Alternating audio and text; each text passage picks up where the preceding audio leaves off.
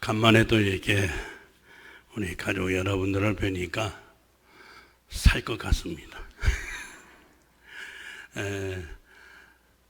교회를 떠난 지가 벌써 2년 되는데요. 저는 아직도 수원에서 적응을 못 하고 있어요. 만날 교회를 가도 전혀 새가족 같아요. 새가족 같아가지고 적응이 이렇게 쉽지 않다 하는 생각이 들어요. 그래서 교회를 옮겨 다니는 사람들은 참 대단한 분들이다 하는 생각이 들더라고요. 왜냐하면 이렇게 쉽게 적응이 안 되는데 어떻게 이렇게 옮겨서 다른 교회에서 적응을 하고 살까 하는 생각이 들더라고요. 오늘 우리 가족 여러분들을 이렇게 뵙고 또 함께 예배드리게 돼서 너무나 감사해요. 오늘 본문 주 안에서 라고 하는 이 말씀은 오늘 본문 1절로 7절 말씀 속에 보면 네 번이나 이 7절 속에 소개가 되고 있어요. 주 안에서, 그리스도 예수 안에서. 이 말씀을 제가 우리 가족 여러분들에게 전하게 되는 이유가 있어요.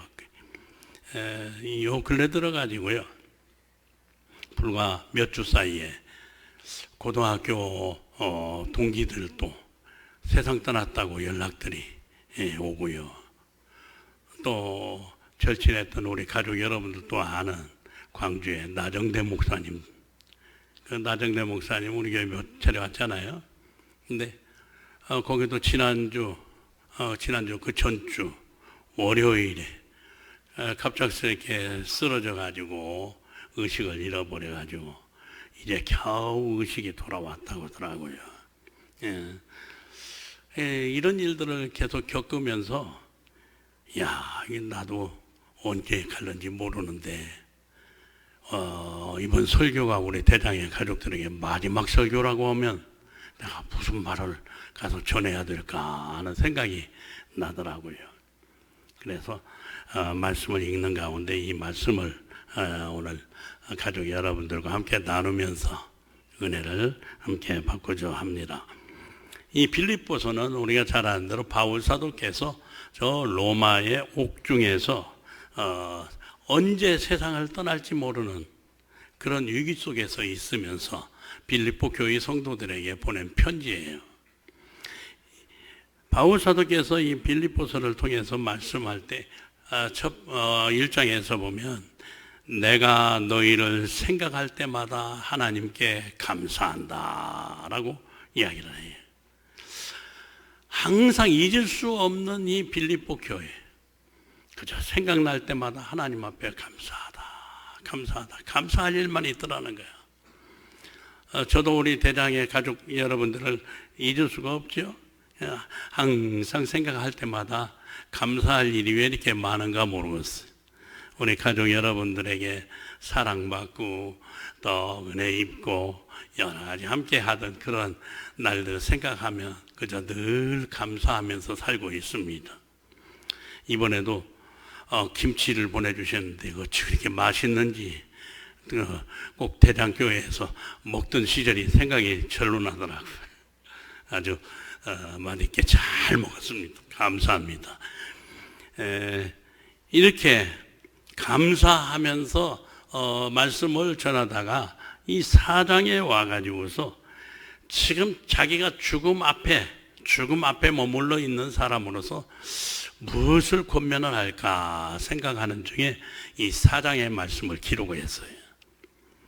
여기 말씀 보면은 1절에 보면 그러므로 나의 사랑하고 사모하는 형제들, 나의 기쁨이요 면류관인 사랑하는 자들아, 이와 같이 주 안에 서라.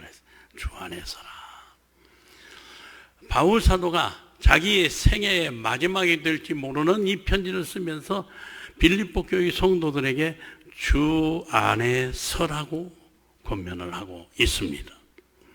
이 서라고 하는 말은 스테케테라고 하는 말인데요. 이 말은 군대 용어예요.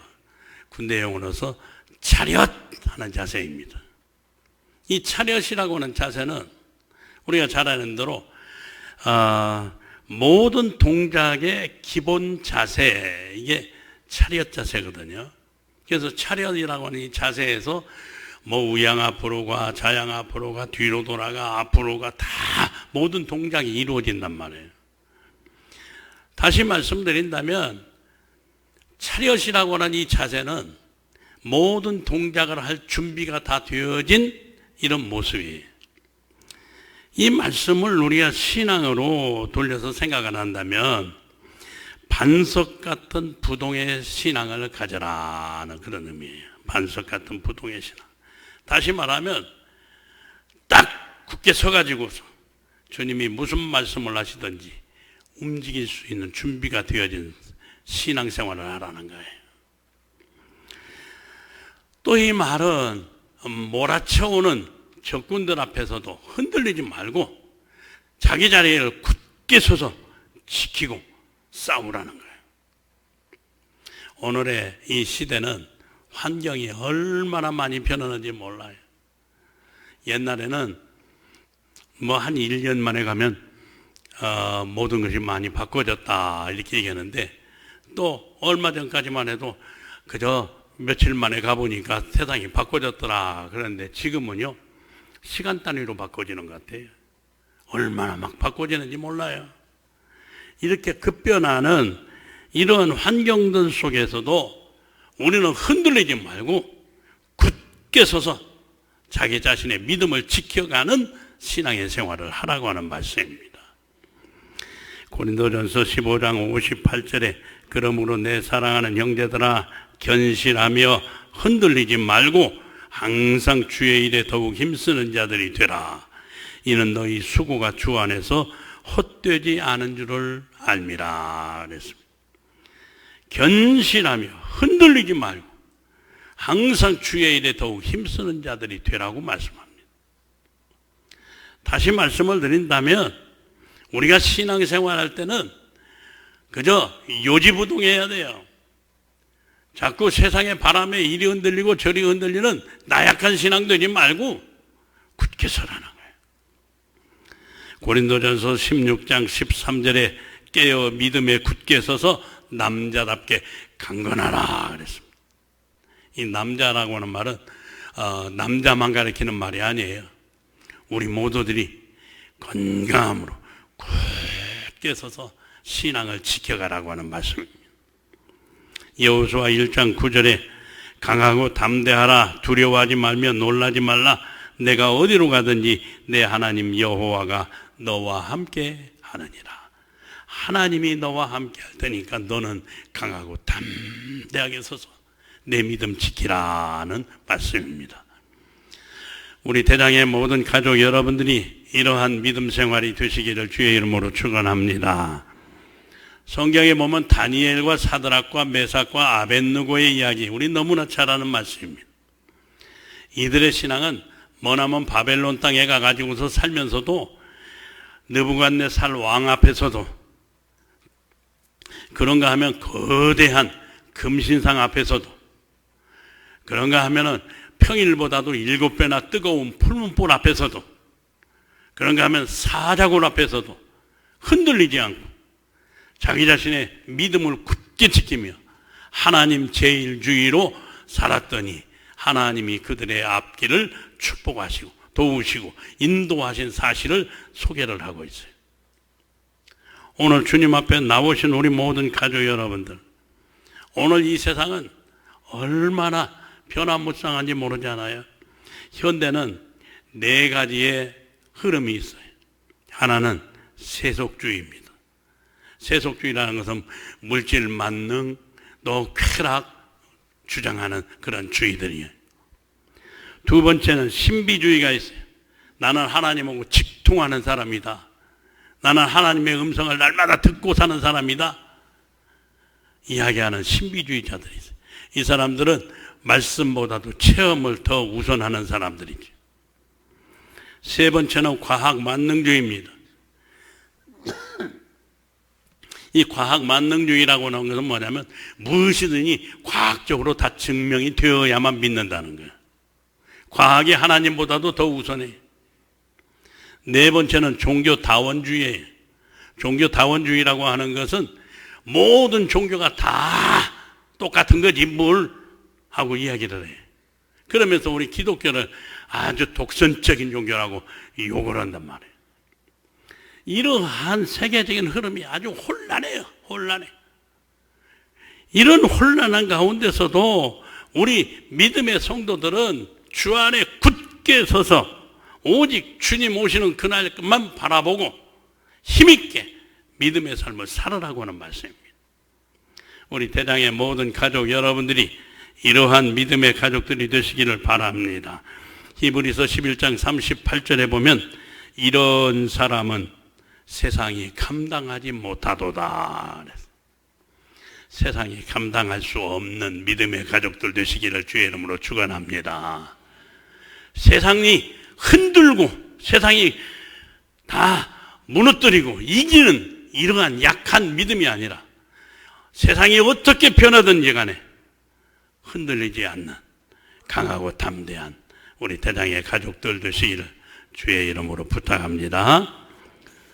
또 2절 말씀 보면 이렇게 말씀합니다. 내가 유오디아를 권하고 순두개를 권하노니 주 안에서 같은 마음을 품으라. 주 안에서 무엇을 품으라? 같은 마음을 품으라. 이 빌립보 교회는 참으로 아름다운 교회예요. 그래서 빌립보서를 가리켜서 희락의 복음이라고 그래요. 기쁨의 복음이라고. 그런데 이러한 아름다운 교회도 유오디아와 순두개라고 하는 두 여성 지도자가 얼마나 갈등이 심한지 바울 사도가 그 얘기를 듣고 너무너무 마음이 아팠어. 그래서 야 유오디아야 순두개야 너희들은 좀 같은 마음을 좀 품어라.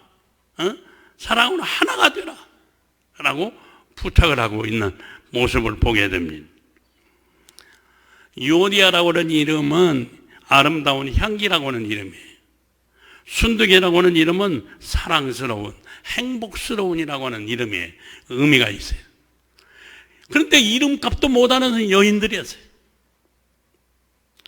오늘날 우리 한국 교회는요 얼마나 문제가 많은지 몰라요. 분파작용이 많고요. 교회마다 시끄러운 교회들이 하나둘이 아니에요. 우리 대장교회만 빼놓고요. 우리 대장교회는 그러지 않잖아요. 주님께서 우리 대장교회를 세우신 그날부터 오늘날까지 우리 교회는 그런 일이 없어요. 분파가 없잖아요. 그저 언제나 이렇게 아름다운 교회의 모습으로 지내고 있으니까 얼마나 감사해요. 특별히 제가 멀리 있으면서도 우리 김명삼 목사님 중심으로 해서 당회가 하나 되어지고 또 우리 원로 목사님들 우리 김 목사님이 또 사랑을 받고 있고 또 재직들이 하나 가지고 기관들이 하나 되어서 이루고 아름다운 교회를 이루고 있다는 소식 들을 때마다 얼마나 제가 감사한지 몰라요. 서울 지역의 은퇴 목사님들 모임을 제가 2달 만에 한 번씩 하는데요. 가서 이야기들을 서로 나누다가 보면 은퇴하고 나서도 교회의 염려 때문에 근심하는 목사님들이 참 많더라고요. 왜요? 교회가 편하지 못하니까. 근데 우리 대장교회는 아름다운 이런 교회가 되었으니 얼마나 감사합니까? 제가 감사하고 또 우리 모든 가족들이 행복한 분들이에요. 옆에 계시는 분들하고 성도님 때문에 제가 삽니다. 성도님 때문에 제가 행복합니다라고 인사하십시오.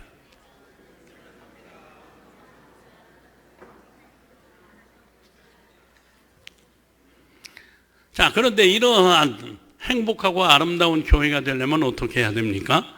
바울 사도는 빌립보서 2장 5절에서 너희 안에 이 마음을 품으라 곧 그리스도 예수의 마음이니 그랬어요. 예수의 마음을 모두가 함께 품을 때 이러한 아름다운 교회를 이룰 수 있다는 겁니다. 바울 사도는 에베소 교회에 말하기를 성령에 하나 되게 하신 것을 힘써 지키라라고 말씀합니다. 우리 주님 오시는 그날까지 교회가 지켜야 될 것이 있습니다. 그것은 하나 되는 일입니다. 하나 되는 일. 언제나 예수님의 마음을 품고 하나 되는 우리 가족들이 되시기를 주의 이름으로 부탁합니다. 그래서 우리 교회가 우리 익산노예뿐만 아니라 전라북도 또 우리 한국 교회들 속에 아름다운 모본이 되는 교회로 굳게 설 수 있게 되기를 바랍니다. 자, 그 다음에 하나 더 말씀드리면 주 안에 사는 자는 그럼 어떻게 사느냐 하는 겁니다. 주 안에 사는 자, 첫째, 삶의 목적이 다릅니다. 세상 사람들은 자기만을 위해서 삽니다. 자기의 쾌락을 위해서, 자기의 행복을 위해서만 살아갑니다. 그러나 우리 그리스도인들은 어떻게 사느냐? 주님을 위해서 삽니다. 나를 죄와 죽음에서 구원해 주신 그 주님만을 위해서 살아가는 게 우리 성도들의 삶이라고 그 말입니다. 고린도후서 5장 9절에 그런즉 우리는 몸으로 있든지 떠나 있든지 주를 기쁘시게 하는 자 되기를 힘쓴다 그랬어요. 내가 이 세상에 살든지 내가 이 세상을 떠나든지 내가 끝까지 해야 되는 일은 주님만 기쁘시게 하는 일이라는 거예요. 로마서 14장 8절에 우리가 살아도 주를 위하여 살고 죽어도 주를 위하여 죽나니 그러므로 사나 죽으나 우리가 다 주의 것이다 그랬어요. 주님의 것된 우리들은 사나 죽으나 주님 위해서 살고 주님 위해서 죽는 겁니다. 빌립보서 1장 20절로 21절에 나의 간절한 기대와 소망을 따라 아무 일에든지 부끄러워하지 아니하고 지금도 전과 같이 온전히 담대하여 살든지 죽든지 내 몸에서 그리스도가 존귀하게 되게 하려 하나니 이는 내게 사는 것이 그리스도니 죽는 것도 유익함이니라. 고린도전서 10장 31절에 그런즉 너희가 먹든지 마시든지 무엇을 하든지 다 하나님의 영광을 위하여 하라. 주 안에 살아가는 우리 믿음의 사람들은 이 땅에서 할 일이 있어요. 삶의 우선순위가 예수예요. 주님이 제일이에요. 우리 주님을 최고로 알고 믿음으로 살아가는 사람은 주님이 우리를 최고로 알아주셔요. 우리는 주님에게 주님 나 좀 알아주세요.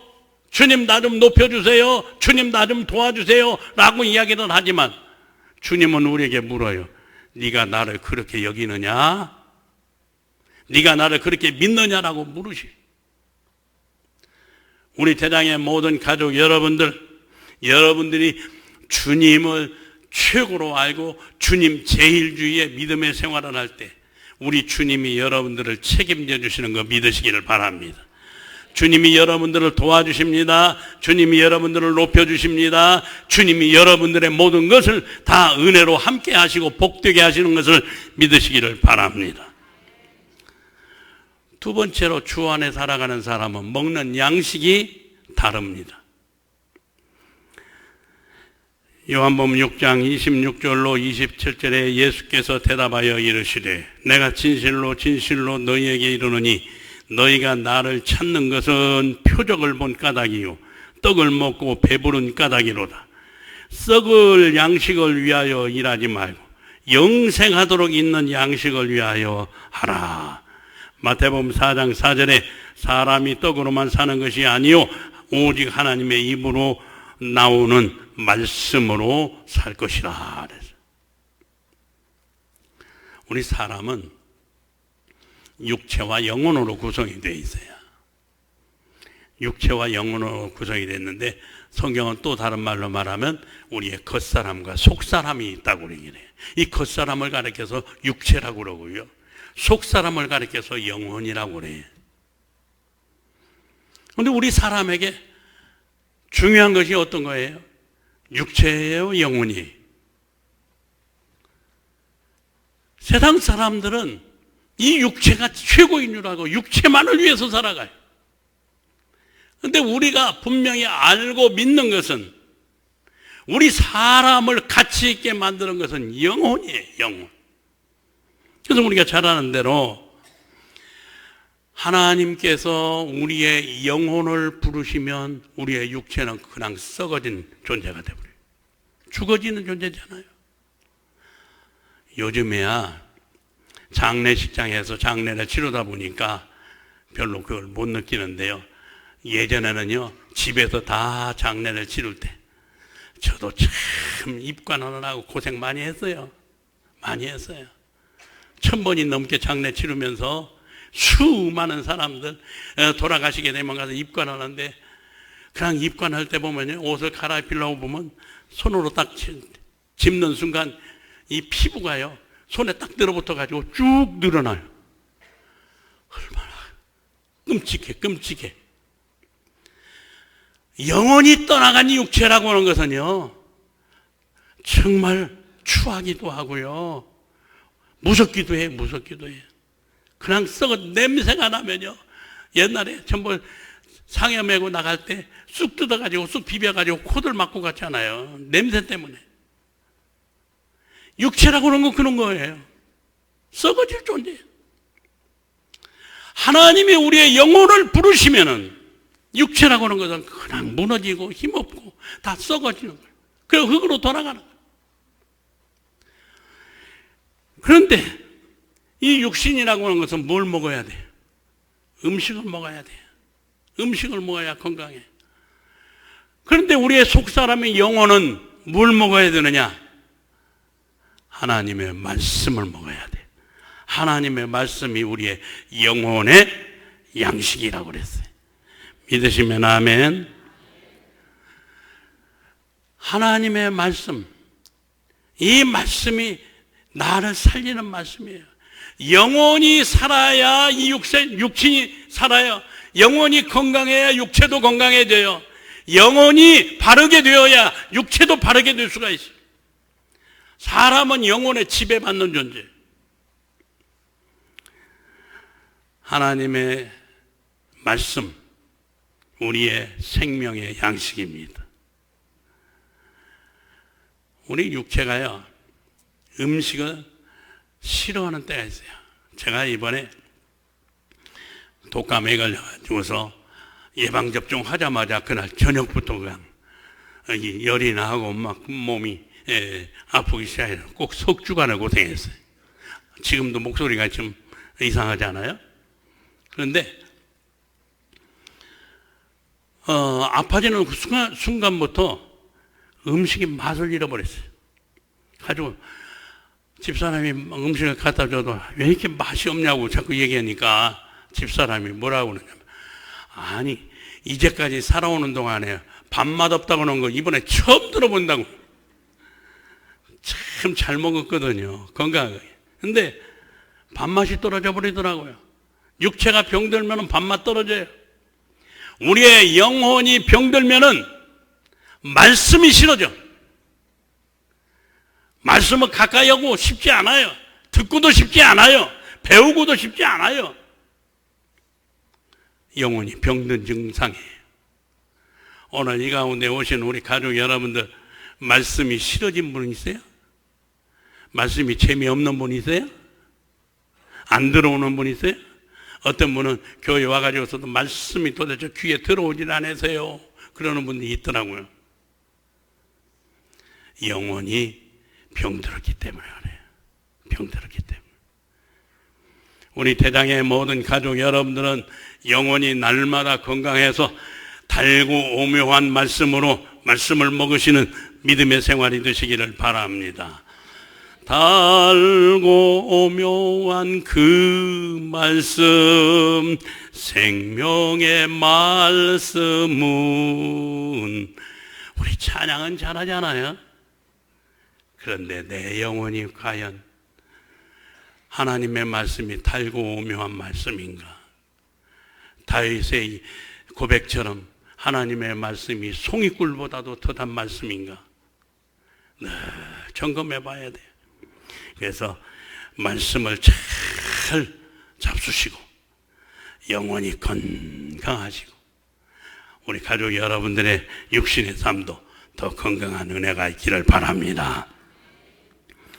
그 다음에 세 번째는 삶의 능력이 다릅니다.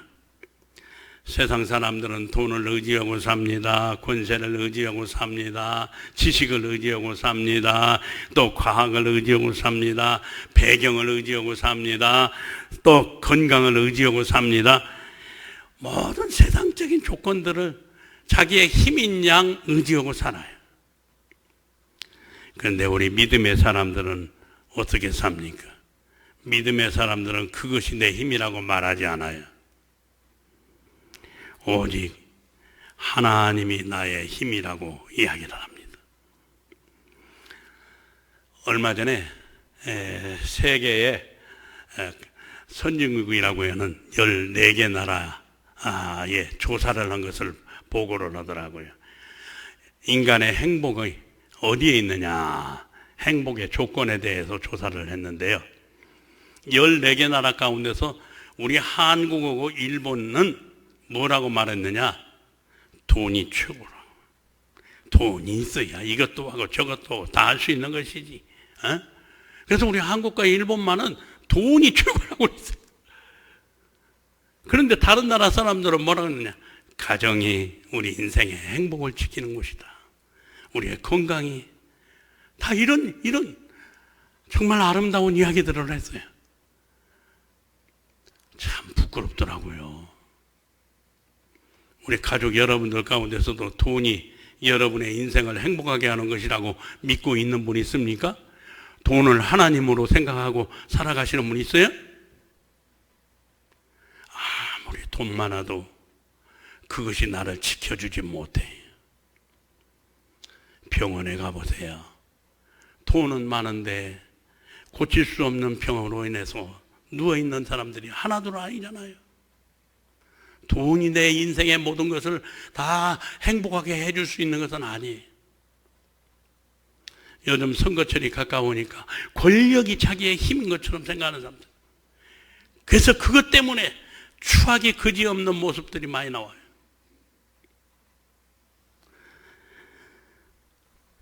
고린도후서 4장 7절로 10절에 우리가 이 보배를 질그릇에 가졌으니 이는 심히 큰 능력은 하나님께 있고 우리에게 있지 아니함을 알게 하려 함이라.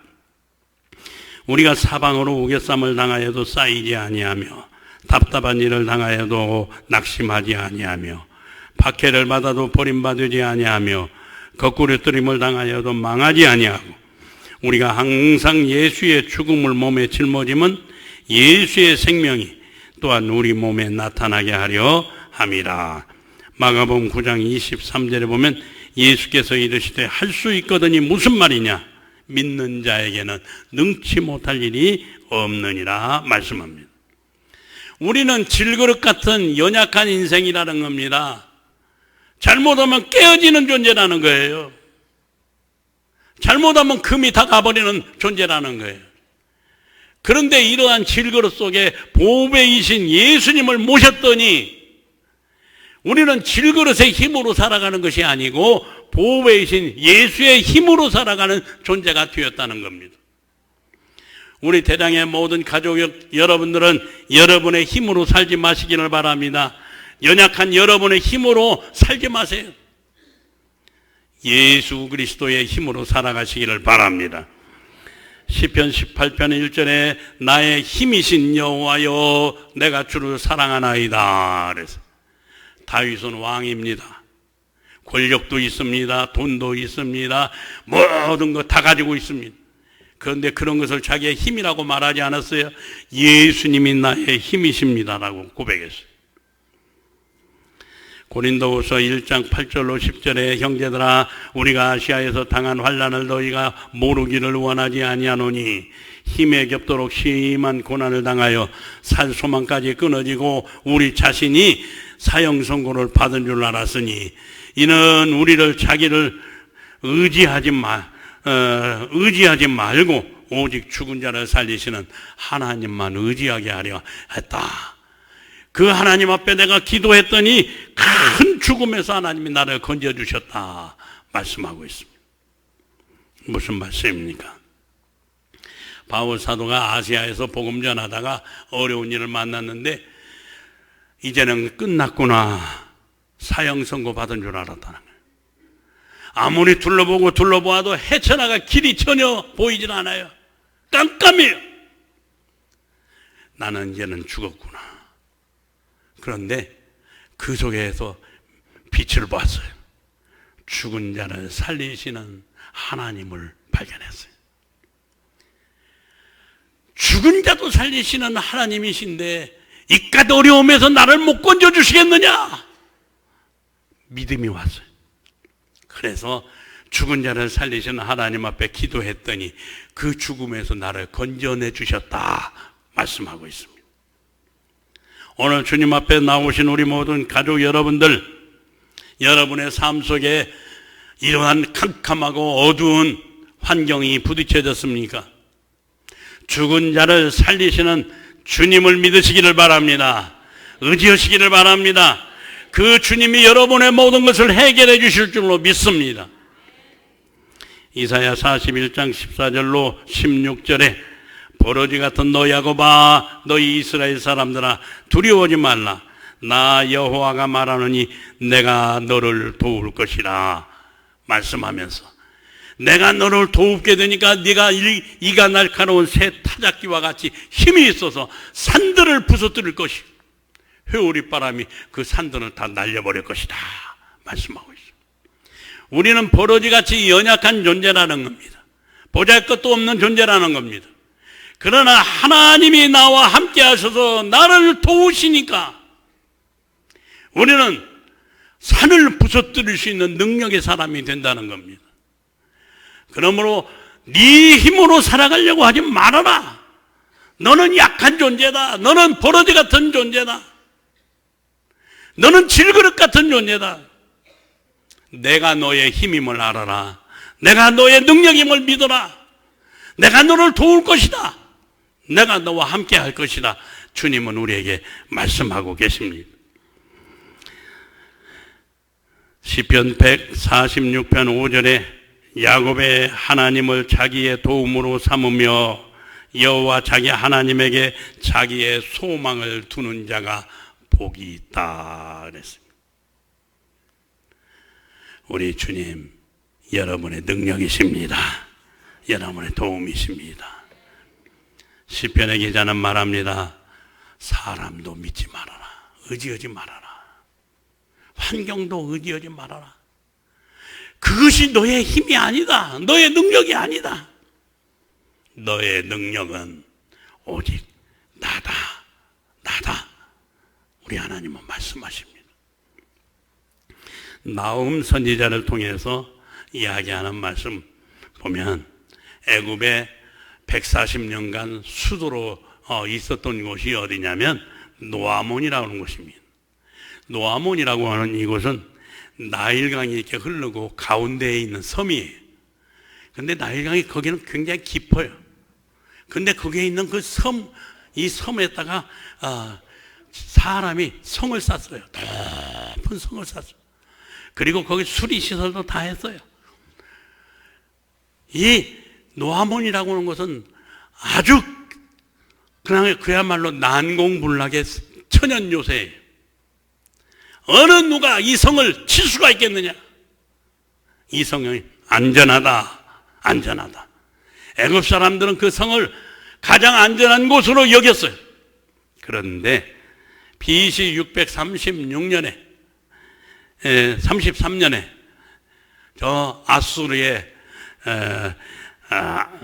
아술바니팔이라고 하는 왕이 이 노아몬이라고 하는 성을 부셔버렸어요. 이겼어요. 그렇게 의지했던 성을 잃어버리고 말았어요. 티그리스 강을 낀 천연 요새가 또 하나가 있어요. 그게 우리가 잘 아는 아수르의 니누에라고 하는 성입니다. 이 아수르의 니누에라고 하는 성도 이 노아몬이라고 하는 성하고 비슷해요. 그런데 이 성이야말로 가장 안전하다고 생각을 했는데 바벨론 느부갓네살 왕이 침공을 해가지고 그 성을 무너뜨리고 말았어요. 환경을 의지하지 마세요. 아무리 좋은 환경이라도 그것이 나를 지켜주지 못해요. 아무리 세상의 모든 것이 다 나를 지켜줄 것 같지만 그것이 안전하지 못해요. 우리 주님만이 여러분을 책임져 주실 수 있는 분입니다. 주님만이 여러분의 인생을 행복하게 해주실 수 있는 분입니다. 도와주실 수 있는 분입니다. 믿으시기를 바랍니다. 빌립보 4장 13절에 내게 능력 주시는 자 안에서 내가 모든 것을 할 수 있느니라. 이게 나의 힘이신 주님이 내게 능력 주실 때 나는 모든 것 할 수 있다고 바울 사도는 고백하고 있습니다. 그런데 한 가지 꼭 기억하셔야 돼요. 이런 능력은 어떻게 얻느냐 그거예요. 마가복음 9장 29절에 보면 기도 외에 다른 것으로는 이런 유가 나갈 수가 없느니라. 기도로만 하늘의 능력을 얻을 수 있다고 말씀합니다. 우리 대장의 모든 가족 여러분들이 하나님의 능력 속에 살기를 원하십니까? 그렇다면 기도하시기를 바랍니다. 기도 속에서 하늘의 능력을 입어서 우리 대장의 모든 가족들이 세상이 감당할 수 없는 믿음의 가족들이 되시기를 주의 이름으로 축원합니다. 결론으로 주 안에 살아가는 사람은 삶의 방법이 다릅니다. 우리의 삶은 내 방법대로 사는 것이 아니고 주님의 방법대로 살아야 돼요. 내 뜻대로 사는 것이 아니라 주님의 뜻대로 살아야 돼요. 내 생각대로 살아가는 것이 아니라 주님의 생각대로 살으셔야 돼요. 갈라디아 2장 20절에 내가 그리스도와 함께 십자가에 못 박혔나니 그런즉 이제는 내가 사는 것이 아니요 오직 내 안에 그리스도께서 사시는 것이라. 이제 내가 육체 가운데 사는 것은 나를 사랑하사 나를 위하여 자기 자신을 버리신 하나님의 아들을 믿는 믿음 안에서 사는 것이라고 그랬어요. 주님이 우리에게 가르쳐 주신 삶의 방법이 뭡니까? 그것은 믿음으로 사는 겁니다. 사랑으로 섬기며 살아가는 겁니다.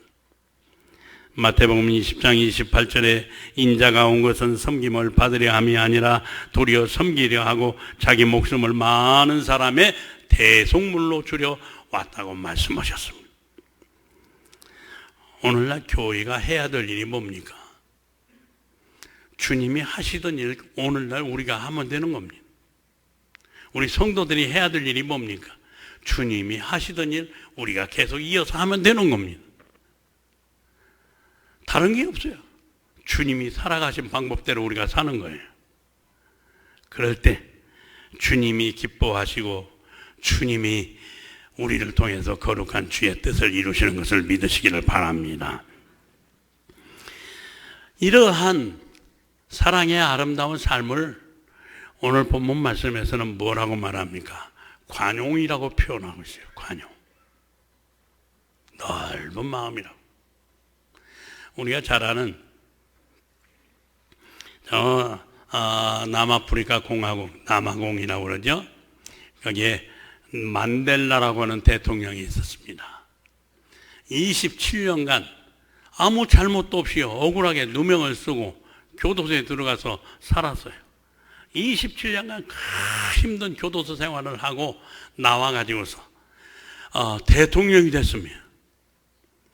흑인 대통령이 됐는데 대통령이 되니까 이 만델라를 괴롭혔던 그 정적들, 그 원수들이 덜덜덜 떨기 시작했어요. 이제 만델라가 우리를 다 죽일 거 아니냐 그거죠. 그런데 만델라 대통령이 대통령 딱 되고 나서 뭐라고 하는지 아세요? 나의 모든 정적들을 내가 다 용서한다. 다 용서한다. 다 용서한다고 하는 그 한마디가 이 남아프리카 공화국은 분열이 돼가지고서 막 흑인과 백인 그냥 난리 속에 되어져 있는 이 나라가 평화롭게 하나가 됐어요. 그리고 노벨 평화상을 주었습니다. 이 만델라는 내가 모든 정적들을, 원수들을 다 용서한다고 하는 이 한마디 때문에 가장 위대한 세계적인 지도자가 됐어요. 우리 한국도 있죠? 김대중 대통령. 전두환 씨가 김대중 대통령을 죽이려고요, 저 일본에서 붙잡아가지고 배에다 싣고 오다가 바다 가운데서 내던지려고 했어요. 그런데 미국의 정찰기가 딱 위에서 떠고 있으니까 죽이지를 못하고 하는 수 없이 우리 한국으로 돌아왔잖아요. 그리고 나서 이 김대중 대통령이 대통령이 됐습니다. 얼마나 무서웠겠어요. 대통령이 이제는 우리는 죽이겠구나 생각했는데 김대중 대통령이 뭐라고 그랬습니까? 모든 나의 정적들을 다 용서한다고. 다 용서한다고. 이 한마디에 우리 한국의 유명한 지도자가 됐고 노벨 평화상을 그도 역시 받았어요. 이러한 넓은 마음, 관용하는 마음. 오늘 우리들에게만 이 마음이 아니라 오늘 우리 한국 정치계에도 이 마음들이 좀 다 있으면 좋겠어. 치고받고 날마다. 저는 정치 뉴스만 나오면 머리가 아파요. 머리가 아파. 왜 이러는가? 오늘 주님 앞에 나오신 우리 모든 가족 여러분들, 우리는 예수 그리스도의 이 마음을 품어야 될 줄로 믿습니다. 이 관용의 이 넓은 마음을 품고 서로 사랑하고 서로 섬기고 서로 위하며 살아가는 이러한 아름다운 교회의 모습을 지켜갈 때 주님은 우리 교회를 통해서 영광 받으실 줄로 믿습니다. 주님 앞에 나오신 우리 대장의 모든 가족 여러분들, 저는 다음에 언제 올는지도 모르겠고 또 그 안에 주님이 또 부르시면 또 가야 되고 그러잖아요. 우리가 언제 어느 때 어떻게 될는지 모르지만 말씀을 기억하시기를 바랍니다.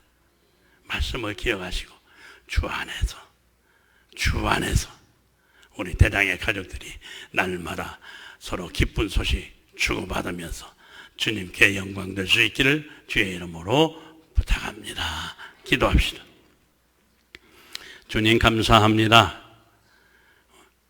우리 대장의 모든 가족들, 어렵고 험난한 시대 속에서 힘들고 정말 고달프고 마음 아픈 분들이 하나둘이 아닙니다. 그러나 언제나 주 안에 굳게 서게 하시고 주 안에서 같은 마음을 품게 하시고 주 안에서 아름다운 믿음의 삶을 살아가며 날마다 주 안에 승리하는 가족들이 되게 해 주시옵소서. 주 예수 그리스도의 이름으로 기도하옵나이다.